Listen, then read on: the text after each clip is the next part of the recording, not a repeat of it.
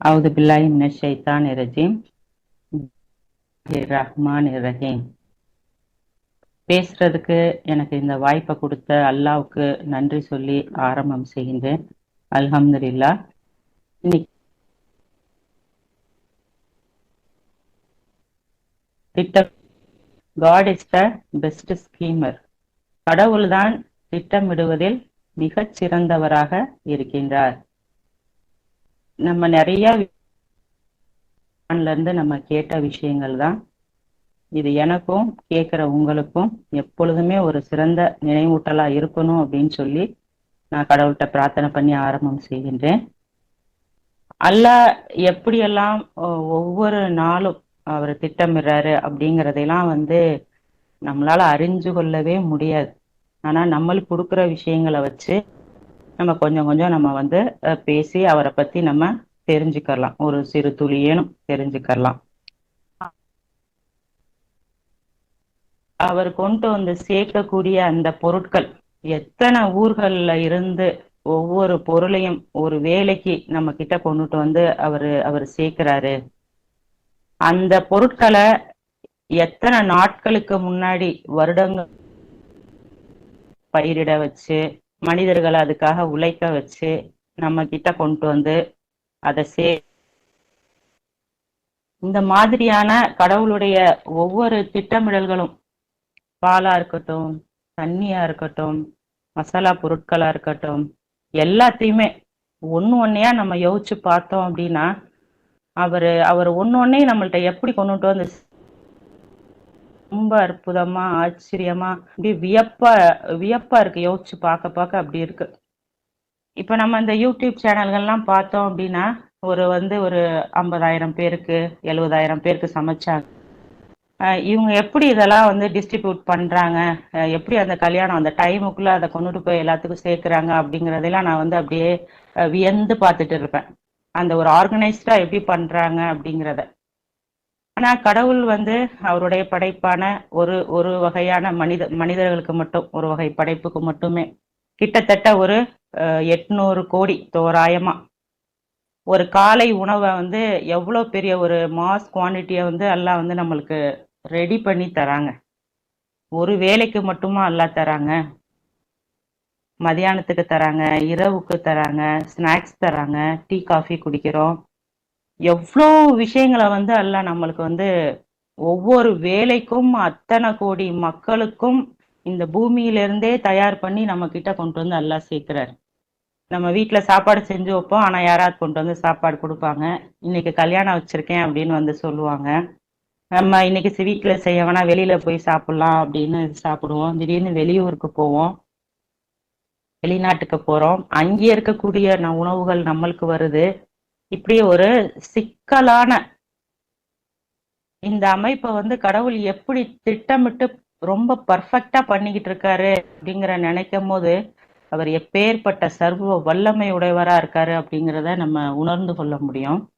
நம்ம ஒரு ஒரு தொகை எடுத்துட்டு அப்படி ஆட்டோ கொடுப்போம், ட்ரெயினுக்கு கொடுக்குறோம், சாப்பாட்டு கொடுக்குறோம், லாட்ஜி கொடுக்குறோம், கல்யாணத்துக்கு அப்படியே பண்ணிட்டு வரும்போது அந்த அந்த காசுகள் எல்லாமே கடவுள் கடவுளால் முன்னாடியே தீர்மானிக்கப்பட்டு திட்டமிடப்பட்டு எவ்வளவு சிறப்பா அதை டிஸ்ட்ரிபியூட் பண்ணப்படுது அப்படிங்கிறத பார்க்கும்போது அல்ஹம்துலில்லாஹ் கடவுளுமே துதிப்பிற்குரியவர் அப்படிங்கிறத நம்ம உணர முடியுது.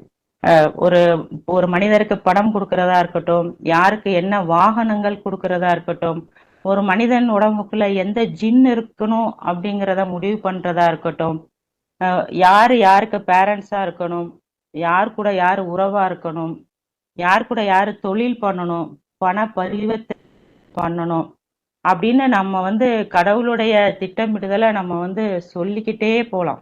அவ்வளோ விஷயங்களை கடவுள் திட்டமிட்டு பர்ஃபெக்டா பண்ணிட்டு இருக்காரு. மலக்குகள் அப்படின்னு நம்ம எடுத்துக்கிட்டோம் அப்படின்னாலே மலக்குகளை வச்சு அவ்வளோ வேலை பண்றாங்க. காற்றுகள் ஓட்ட வைக்கிறாங்க, மலையை பொழிய வைக்கிறாங்க, வாழ்வாதாரங்களை கொடுக்குறாங்க, நற்செய்திகளை கொடுக்குறாங்க, கற்றுக் கொடுக்க அனுப்புறாங்க, ஆதரவளிக்க அனுப்புறாங்க, உயிரை கைப்பற்ற அனுப்புறாங்க, சாட்சி பகிர அனுப்புறாங்க. உயிரை கைப்பற்றதுக்கு அனுப்புறாங்க, ஒரு சமுதாயத்தை அழிக்க அனுப்புறாங்க, சொர்க்கத்துல வரவேற்க மலக்குகளை வச்சிருப்பேங்கிறாங்க. இப்படி அப்படியே சொல்லிக்கிட்டே போறாங்க. அவங்க எவ்வளவு பேர் இருக்காங்க, அவங்களுக்கு ஒரு திட்டமிடுதல் வைக்கிறாரு. எங்க இருந்து எங்க சாலைகள் முடியணும், மரங்கள் எங்க இருக்கும், எந்த தூதரை அனுப்பணும், இப்படின்னு அல்லாஹ் வந்து அப்படியே ஒண்ணு ஒண்ணையா திட்டமிட்டு பண்ணிட்டே இருக்காரு. மனிதர்களுக்கு மட்டுமல்ல, இங்க இருக்கக்கூடிய விலங்குகள், பறவைகள், தேனீக்கு அல்லாஹ் வந்து திட்டமிட்டு கொடுத்தேன் அப்படிங்கறத அல்லாஹ் நம்மளுக்கு வந்து சொல்லி சொல்லி காட்டுறாங்க குரான்ல. பிஸ்மில்லாஹிர் ரஹ்மானிர் ரஹீம். அவுது பில்லாஹி மினஷ் ஷைத்தானிர் ரஜீம். பிஸ்மில்லாஹிர் ரஹ்மானிர் ரஹீம். 16ல் 69ல சொல்றாரு, மிக துல்லியமா உம் ரட்சகரின் திட்டத்தை பின்பற்றி நீ அனைத்து கனிகளிலிருந்தும் உண்டுகொள் அப்படின்னு சொல்லி தேனிக்கு வந்து திட்டமிட்டு கொடுக்குறாரு. இதே மாதிரியே தன்னுடைய ஒவ்வொரு படைப்புகளுக்கும் அவர் வந்து திட்டம் போட்டு ஒவ்வொன்றையும் சொல்லி கொடுக்கக்கூடியவரா இருக்கார். இந்த டிஸ்கவரி சேனல் மாதிரி இதுல பார்த்தோம் அப்படின்னா, ஒரு மாடை வந்து புலி பிடிச்சிருது, கழுத்தை பிடிச்சி அப்படி அது அதை சாப்பிடுது. உடனே வந்து ஒரு அந்த அப்படியே ஒரு புலி கூட்டம் ஒரு 7, 8, 10 அப்படியே வந்து சாப்பிட்டுட்டு போகுது. அப்படியே டெய்லி காட்டுறாங்க. அடுத்து அன்னைக்கு நைட்டு வந்து பார்த்தோம் அப்படின்னா, அடுத்து அது வந்து நாய், ஓநாய், நரி அந்த மாதிரி வந்து சாப்பிட்டுட்டு போகுது. அடுத்து பார்த்தோம்னா கழுகுகள் வருது, அது ஒரு கூட்டமா வந்து அது சாப்பிட்டுட்டு அப்படியே போகுது. அப்புறம் வந்து காக்கா, சின்ன சின்ன பறவைகள் அதெல்லாம் வந்து அப்படியே சாப்பிட்டுட்டு போகுது. அடுத்த நாள் காட்டுறாங்க, அப்படியே ஃபுல்லா ஈ மொக்கிது, ஈ வந்து அதை சாப்பிடுது. எறும்புகள் வந்து சாரசாரியா வந்து சாப்பிட்டுட்டு போகுது. அப்புறம் அடுத்தடுத்து பார்க்கும்போது அப்படியே மக்கி போய் பாக்டீரியா சாப்பிடுது. இந்த மாதிரி ஒரு உணவை எத்தனை பேருக்கு பங்கிடப்படணும், எங்க இருந்தெல்லாம் வந்து சாப்பிட்டுட்டு போகணுங்கிறதெல்லாம் அவர் வந்து மிக சிறப்பா அவர் வந்து திட்டமிட்டு செய்யறார். ஆனா நம்ம என்ன செய்யறோம் அப்படின்னா, ஒரு நொடியில அதை எல்லாத்தையுமே நம்ம வந்து மறந்துட்டு நாம தான் எனக்கு நானே எல்லாத்தையும் செஞ்சுக்கிறேன் அப்படிங்கிற அந்த நிலைக்கு நம்ம போகும்போது தான் நம்ம அடி வாங்குறோம். அதை வந்து அல்லாஹ் வந்து இந்த இரு மனிதர்கள், தோட்டத்துடைய இரு மனிதர்கள் உதாரணங்கள் மூலமா அல்லாஹ் நம்மளுக்கு சொல்லி கொடுக்குறாரு. அந்த அந்த தோட்டத்து சொந்தக்காரர் அறுவடை பண்ணிடுறாரு. நான் அப்படியே வந்து பணக்காரன் ஆயிடுவேன், எனக்கு இந்த மக்கள் கிட்ட அப்படியே ஒரு பெரிய பெருமை கிடைக்கும் எனக்கு அப்படின்னு அப்படியே அப்படி பேசுறாரு அவர் ஃப்ரெண்டு கிட்ட. அடுத்த நாள் போனா ஒண்ணுமே இல்லாம ஆயிடுது. ஸோ மனிதனுடைய திட்டங்கள் வந்து என்னைக்குமே வந்து அது கடவுளை சாராமல் இருந்தது, அவரை நினைவு கூறாமல் இருந்தது அப்படின்னா அது பலிக்காது அப்படிங்கிறத அல்லாஹ் நம்மளுக்கு வந்து அந்த தோட்டத்து சொந்தக்காரர் மூலியமா சொல்லி தராங்க. அதே மாதிரி யூசுப்புடைய வரலாற்றுல இருந்து நம்ம கிட்ட சொல்றாங்க. அந்த காப்பாற்றப்பட இருந்த ஒரு மனிதர்கிட்ட போய் அவர் வந்து சொல்றாரு, நீ உன் எஜமாட்ட போய் என்னை ஞாபகப்படுத்து.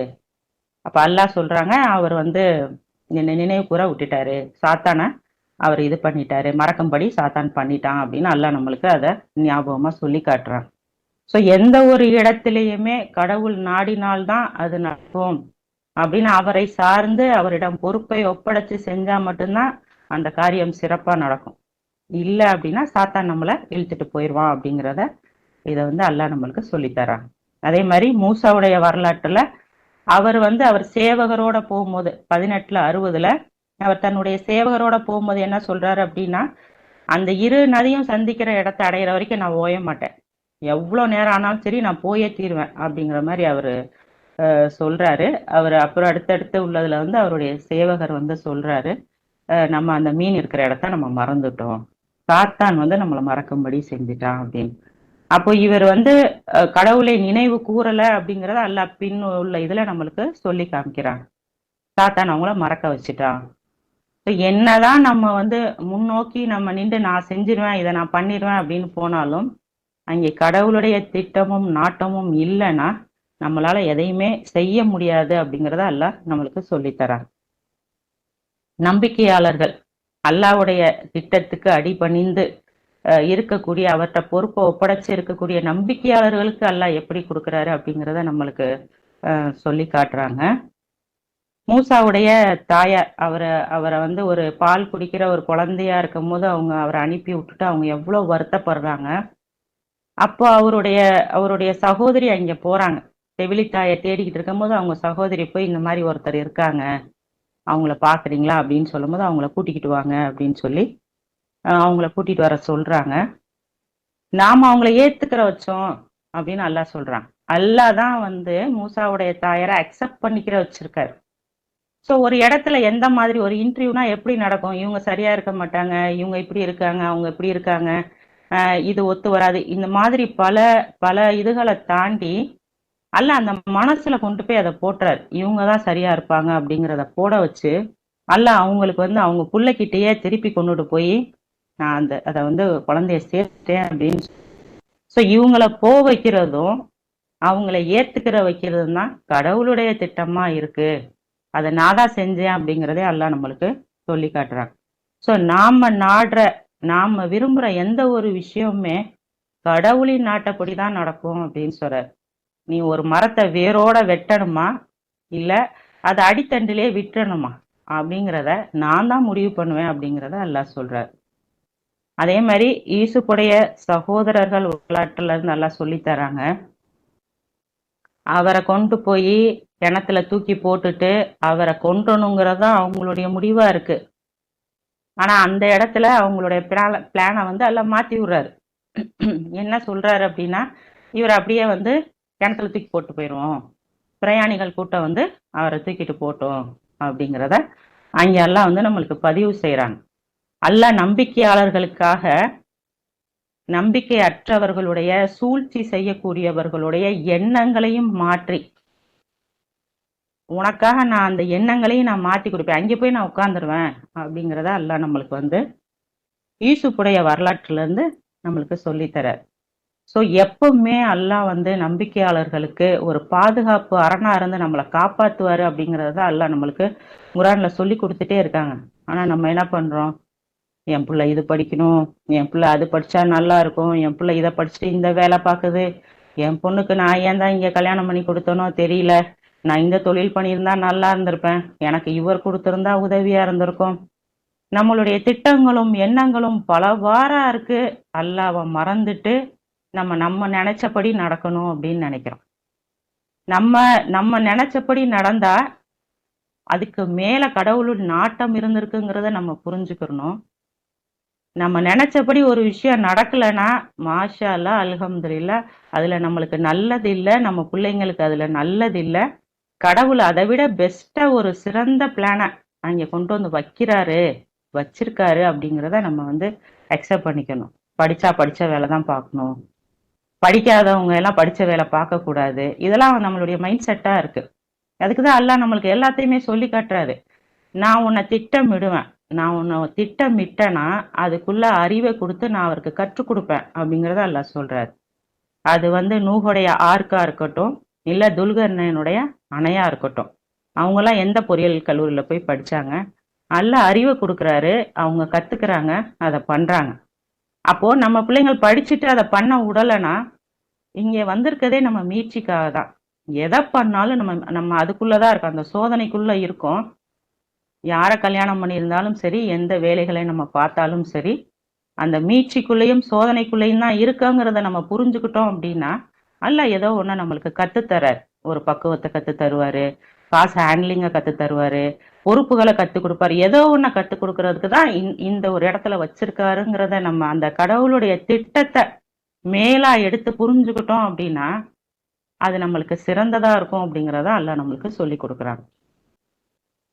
யுத்த திட்டத்தை பத்தி அல்லாஹ் சொல்லித்தராங்க. 8:44 சொல்லித்தராங்க. அத்துடன் அந்த நேரம் வந்தவுடன் நீங்கள் அவர்களை எதிர்கொண்ட பொழுது உங்களுடைய கண்களில் அவர்களை மிகச் சிலராக தோன்றுமாறு அவர் செய்தார். மேலும் அவ்வாறே அவர்களுடைய கண்களில் உங்களை மிகச் சிலராக தோன்றுமாறு செய்தார். ஏனெனில் குறிப்பிட்டதொரு திட்டத்தை செய்து முடிக்க கடவுள் நாடினார். அனைத்து தீர்மானங்களும் கடவுளால் செய்யப்படுது அப்படிங்கிறத அல்லாஹ் சொல்றார். கடவுள் தான் எல்லாத்தையும் செய்யறாரு. முதல் போர் பத்ருல போய் நிக்கிறாங்க. ஆளுங்க நம்பிக்கையாளர்கள் கம்மியா இருக்கு, நம்ப மறுக்கிறவங்க நிறைய இருக்காங்க. அல்லாஹ் என்ன பண்றாரு? நம்பிக்கையாளர்களின் கண்களுக்கு அவங்கள கம்மியா காட்டி நீ போய் போர் புரி, ஜெயிப்ப போ அப்படின்னு இங்க இருந்து புஷ் பண்றாரு. அந்த சைடு உள்ளவங்களுக்கு இவங்கள கம்மியா காமிச்சு நீங்க போய் போரிடுங்க, அவன் கொஞ்சம் தான் இருக்கான், நீ போய் போர் பண்ணுன்னு இவங்களை அங்கிட்டு இருந்து புஷ் பண்றாரு. 2 பேரும் சண்டை போடுறாங்க. கம்மியா இருக்கக்கூடிய நம்பிக்கையாளர்களை அல்லாஹ் ஜெயிக்க வைக்கிறார். ஸோ இந்த மனசுல போடுறதும் அவர்தான், அவங்க மனசுல போடுறதும் அவராதான் இருக்காரு. 2 பேரையும் போர் புரிய வைக்கிறாரு. அவர்தான் ஜெயிக்க வைக்கிறாரு. இந்த போருக்கு தயாராகுங்கள் அப்படின்னு சொல்லும்போதே உடனே அவங்க தயாராகி போயிடுறாங்க. நம்பிக்கையாளர்கள் அப்படி இருப்பாங்க. ஒரு திட்டத்தை செய்யின்னு அல்லாஹ் சொல்லிட்டாருன்னா மறுபேச்சே இருக்காது. அவங்க செஞ்சுருவாங்க அப்படிங்கறது தான் அல்லாஹ் நம்மளுக்கு சொல்லி கொடுக்குறாரு. இத நம்பிக்கையாளர்கள் என்ன பண்ணாங்க? நம்ம யோசிச்சு பார்த்தோன்னா அவங்க எதுவுமே பண்ணல. கடவுள்கிட்ட பொறுப்பை ஒப்படைத்ததை தவிர அவங்க வேற எதுவுமே செய்யல அப்படிங்கறத அல்லாஹ் சொல்றாரு. கொன்றது நீங்கள் அல்ல நாம் தான், எரிந்தது நீங்கள் அல்ல நான் தான். அவங்கள எரிஞ்சது நான் தான், அவங்கள கொன்றது நான் தான். இந்த மாதிரி எல்லாம் உங்களுக்கு வரவுகள் வர்றதுக்காக நான் அமைச்சு தர திட்டமா தான் இது இருக்கு அப்படிங்கிறார். நான் தேவைப்பட்டா வானவர்களை வச்சும் நான் உங்களுக்கு ஆதரவு தருவேன். நம்பிக்கையாளர்களுக்கு கடவுளின் திட்டப்படி வானவர்கள்ட்ட இருந்து ஆதரவு வரும். அப்படி நீங்க உறுதியோட இருங்க அப்படிங்கறதுதான் அல்லாஹ் நம்மளுக்கு சொல்லி கொடுக்குறாங்க. அடுத்த ஹுனைன் அப்போ பாத்தீங்கன்னா நம்பிக்கையாளர்கள் அதிகமாயிட்டு நாம ஜெயிச்சிடலாம் அப்படின்னு நினைக்கிறாங்க. அந்த ஷைத்தான் வந்து அப்படிலாம் நினைக்க வைக்கிறான். நம்ம நிறைய பேர் இருக்கோம்ல, நம்ம ஜெயிச்சிருவோம் அப்படின்னு. உடனே அங்கே ஒரு தடங்கல் வருது, பின்தங்கி வந்துடுறாங்க. அப்புறம் உணர்றாங்க, இல்ல தப்பாச்சே அப்படின்ட்டு அவங்க உணர்ந்து போகும்போது அல்லாஹ் வந்து அங்கே அவங்களுக்கு வெற்றி தரக்கூடியவரா இருக்காரு அப்படிங்கிறத காட்டுறாரு. ஸோ எந்த நேரத்திலையுமே நான் செஞ்சேன், நான் யோசிக்கிறேன், நான் திட்டமிடுறேன், நான் சரியா பண்ணிடுவேங்கிற எந்த எண்ணமே நம்மளுக்கு வரக்கூடாது அப்படிங்கறதான் அல்லாஹ் நம்மளுக்கு சொல்லித்தராங்க. முகமது நபியோட வரலாற்றிலேயே நம்ம பாக்குறோம். அவங்க குறைசி குலத்துல பிறக்க வச்சு, அவங்க பெரியத்தாவை அவருக்கு சப்போர்ட்டா வச்சு, நம்பிக்கை கொண்ட தோழர்களை துணையா கொடுத்து எப்படியெல்லாம் அவரை வந்து அல்லாஹ் வந்து அப்படிதான் காப்பாத்துறாரு, அப்படிதான் பாதுகாத்து திட்டமிட்டு காபாவை வென்று வெற்றி கொள்ள வைக்கிறாரு அப்படிங்கறதெல்லாம் நம்ம சரித்திரத்துல படிக்கிறோம் இல்லையா? சோ அப்படி செய்யக்கூடியவரா நம்முடைய கடவுள் இருக்காருங்கிறத நம்ம உணரணும் அப்படிங்கிறதுக்கு தான் அல்லாஹ் நம்மளுக்கு சொல்லி தராங்க. 9:48 அல்லாஹ் சொல்றாங்க, உங்களுக்கிடையில மக்கள் குழப்பம் விளைவிக்க தான் வர்றாங்க.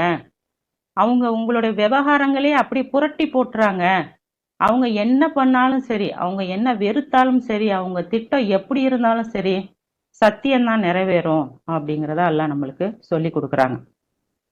அதாவது ஒருத்தர் வந்து ஒரு குரானுக்கு மாற்றமா ஒரு விஷயத்த பேசுறாருன்னா, இவன் எப்படி பேச போச்சுன்னு நம்ம அப்படியே எல்லாரும் பொங்கி எழுந்து அதுக்கு பதில் சொல்லி எல்லாமே நம்ம வந்து பண்றோம். ஆனா அல்லாஹ் என்ன சொல்றாருன்னா, ஒருத்தன் வரம்பு மீறலை பண்றான் அப்படின்னா அவன் அவன் எப்படி அவன் மனசுக்குள்ள என்னன்னு அவன் யோசிக்கிறான், என்ன நய வஞ்சகத்தனம் இருக்கு மனசுக்குள்ள, அந்த மறைக்கிறதெல்லாம் நான் வெளிக்கொண்டு வரணும்ல. ஒரு நம்பிக்கையாளரோ நம்பிக்கையற்றவரோ அவருடைய தண்டனையா இருக்கட்டும், அவருடைய செயல்களின் பாவங்களா இருக்கட்டும், அவருடைய உண்மை தன்மையா இருக்கட்டும், எல்லாத்தையும் அவர் வெளிப்படுத்தி கொண்டு வர வேண்டியதற்குத்தானே நம்மளை இங்கேயே அனுப்பியிருக்காரு. அப்போ வந்து அந்த திட்டங்களை எல்லாம் கடவுள் செயல்படுத்துவார். நம்ம அதை புரிந்து கொண்டு, அதை பொறுத்து கொண்டு, அதை எப்படி அல்லாஹ் எதிர்கொள்ளணும்னு சொல்றாங்களோ, இப்படி பண்ணிட்டாங்கப்பா, நம்பிக்கையாளர்லாம் புதுசா இப்படி பேசுறாங்கப்பா அப்படிலாம் நம்ம பேசுறோம் இல்லையா? ஸோ அதுதான் கடவுளுடைய திட்டமா இருக்கு. அவங்க அந்த மாதிரிதான் பண்ணி வரணும் அப்படிங்கறது தான் அல்லாஹ் நம்மளுக்கு சொல்லி தராங்க. அல்ஹம்துலில்லாஹ். அதை நம்ம புரிஞ்சு கொள்ளக்கூடியவங்களா இருக்கணும். இப்ப போர்ல பாக்குறோம், நம்பிக்கையாளர்கள் இறந்து போறாங்க, நம்ப மறுக்கிறவங்க வெற்றி கொண்டுறாங்க. அப்ப நம்ம என்ன நினைக்கிறோம், இங்க பாரேன் பாவிகளான இவங்க வந்து ஜெயிச்சுட்டாங்களே அப்படின்னு நம்ம நினைக்கிறோம். ஆனா அல்லாஹ் சொல்றாரு, அவனுடைய நம்பிக்கையாளர்களை கொண்டு அவன் பாவத்தை முழுமைப்படுத்துறான். ஆனா நம்பிக்கையாளர்கள் சாகவே இல்லை, அவங்க நேர அப்படி வீர மரணம், நேர சொர்க்கத்துக்கு போறாங்க. அப்புறம் ஒருத்தர் கொண்டாதானே இவங்களுக்கு அந்த நிலை கிடைக்கும். ஸோ எல்லாத்துக்கு பின்னாடியும் நம்பிக்கையாளருக்கு நடக்கக்கூடிய நல்லது கெட்டது எல்லாத்துக்கு பின்னாடியும் ஒரு சிறந்த திட்டமிடல் இருக்கு. அது என்னுடைய பிளான், அதை நீ அக்செப்ட் பண்ணிக்கோ அப்படிங்கறத அல்லாஹ் நம்மளுக்கு சொல்லித்தராங்க. ஸோ நம்ம நம்பிக்கையாளர்களுக்கு ஏதாவது கஷ்டம் வந்தா கூட, அப்படியாப்பா உனக்கு இப்படி கஷ்டம் சரி பண்ணுவார் அல்லாஹ், அல்லாஹ்வுடைய திட்டத்தில் ஒண்ணு, இது உனக்கு மீட்சிக்கான ஒண்ணு, வெளியே வந்துருவா அப்படி சொல்லிதான் நம்ம ஒருத்தர் உபதேசிச்சு தூக்கி விட்டுக்கணும் அப்படிங்கறத அல்லாஹ் நம்மளுக்கு சொல்லித்தராங்க. அதே மாதிரி மூசாவை கொண்டு போய் ஃபிரௌன் கிட்ட அல்லாஹ் விடுறாங்க. ஆண் குழந்தைகள் எல்லாம் கொன்றுகிட்டு இருக்கிற டைம்ல மூசாவை கொண்டு போய் அவங்க வீட்டுல விட்டு, அவன் வந்து ஒரு அடிமை ஆணுடைய குழந்தை கொன்றுவோம் அப்படிங்கிற எண்ணத்தை அவன் மனசுல அல்ல போடல.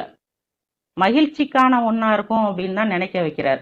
அந்த ஸ்டேட்மெண்ட் அவங்கள கொடுக்க வைக்கிறார் அல்ல. ஒரு சாதாரண அடிமை போயிருந்தாங்க அப்படின்னா, அவரே போ அப்படின்னு அவன் சட்டை கூட பண்ணியிருக்க மாட்டான். ஆனா அவர் வீட்டிலேயே வளர்ப்பு குழந்தையா ஒரு அடிமை குழந்தைய வளர வச்சு அவருக்கு எதிர்த்து போய் பேசணும்னா அவனுடைய எல்லாமே தெரிஞ்சாதான் போய் நின்று பேச முடியும். அவங்களே அனுமதிப்பான். யார் நீ? சரி வா, என்ன சொல்ற, திக்கி திக்கி பேசிக்கிட்டு என்னத்த சொல்ற, பேசு அப்படிங்கிற மாதிரி அந்த உள்ள சேர்க்கறதுக்காகவே அல்லாஹ் இங்க கொண்டு போய் அவரை சேர்த்திருக்காரு.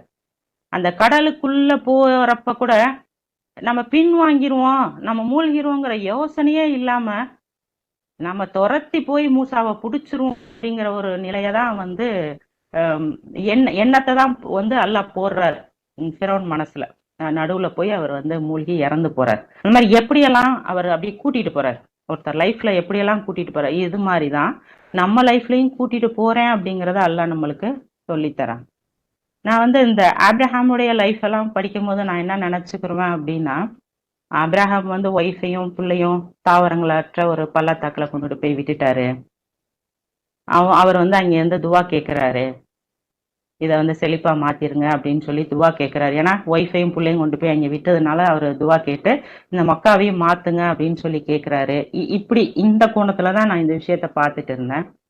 ஆனா கடவுளுடைய திட்டம் இன்னைக்கு மக்கால போய் கோடிக்கணக்கான மக்கள் போய்கிட்டே இருக்காங்க. அத்தனை மக்களுக்கும் ஒரு தண்ணீர் தேவை அப்படின்னா அன்னைக்கு அவர் ஒய்ஃபை கொண்டு போய் விட்டாரு இல்லையா, அப்படி காலை மிதிச்சவன தண்ணி வந்ததா? நீங்க வந்து சரித்திரத்துல இடம் பெற்று மக்கள் உங்களை பேசணும்.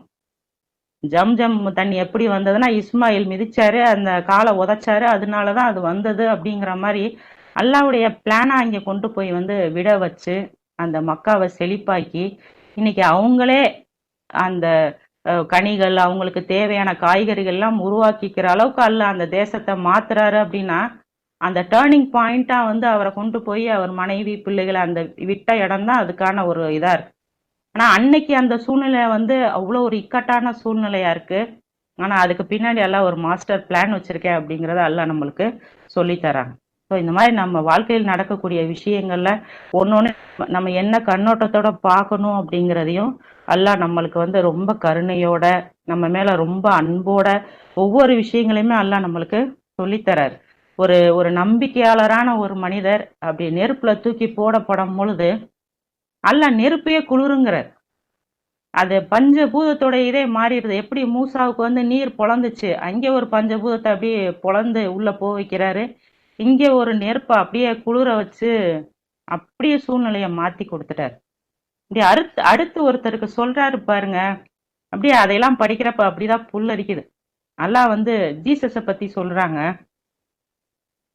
ஜீசஸுடைய மரணம் 3:54 சொல்றாங்க, அவர்கள் சதி செய்தனர், அவர்கள் திட்டமிட்டனர், கடவுளும் அவ்வாறே செய்தார். கடவுள் தான் திட்டமிடுவதில் மிகச் சிறந்தவரா இருக்காரு அப்படிங்கறத அல்லாஹ் சொல்றாரு. அவங்க வந்து மோசஸ சித்திரவதை பண்ணி அவரை வந்து மேல அந்த சிலுவையில ஏத்தி மேல வைக்கும் போது அல்லாஹ் சொல்றாரு, அவருடைய ஆன்மாவை நான் எடுத்துட்டேன் அப்படிங்கிறார். நம்ப மறுப்பவர்கள் தன்னுடைய செயலை முழுமைப்படுத்துறாங்க, அவங்க ரொம்ப திருப்தியா இருக்காங்க நம்ம வந்து இயேசுவை கொண்டுட்டோம் அப்படிங்கிறதுல. ஆனா அல்லாஹ் வந்து நம்பிக்கையாளரா இருக்கக்கூடிய இயேசுடைய அந்த ஆன்மாவே எடுத்துட்டார்.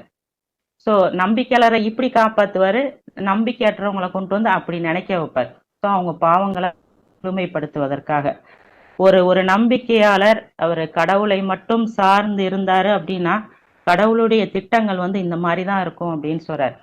ஆனா நம்மள சைத்தான் வந்து அந்த அந்த ஏதாவது ஒரு திட்டத்தோடயே நம்ம மனசுல கொண்டுகிட்டு வந்து இங்கிட்டு பேசுறோம், அங்கிட்டு போய் மாறி பேசுறோம். நம்ம அப்படியா இப்படி நடந்துருச்சா அப்படின்னு.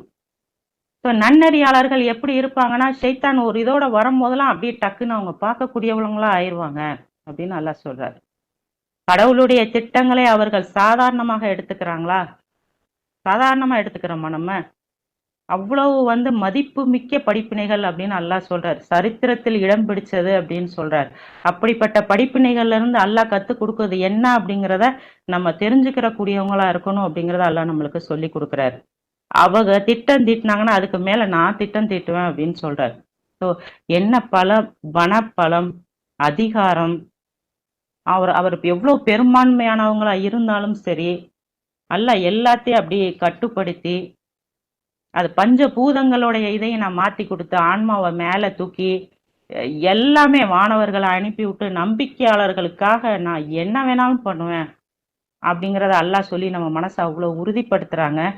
நம்மளுடைய வாழ்நாள் முழுவதுமே நடக்கக்கூடிய ஒவ்வொரு விஷயங்களுமே கடவுளுடைய திட்டப்படி நடக்குது அப்படின்னு சொல்லி அந்த மகிழ்ச்சியோட எப்பொழுதுமே ஏற்றுக்கொள்ளக்கூடிய மக்களா, இந்த நினைவூட்டலா வாழ்க்கை முழுவதும் எடுத்துட்டு போகக்கூடிய மக்களா அல்லாஹ் நம்ம அனைவரையும் ஆக்கி அருள்பாலிப்பாராக. அல்ஹம்துலில்லாஹ். ஸலாமுன் அலைக்கும்.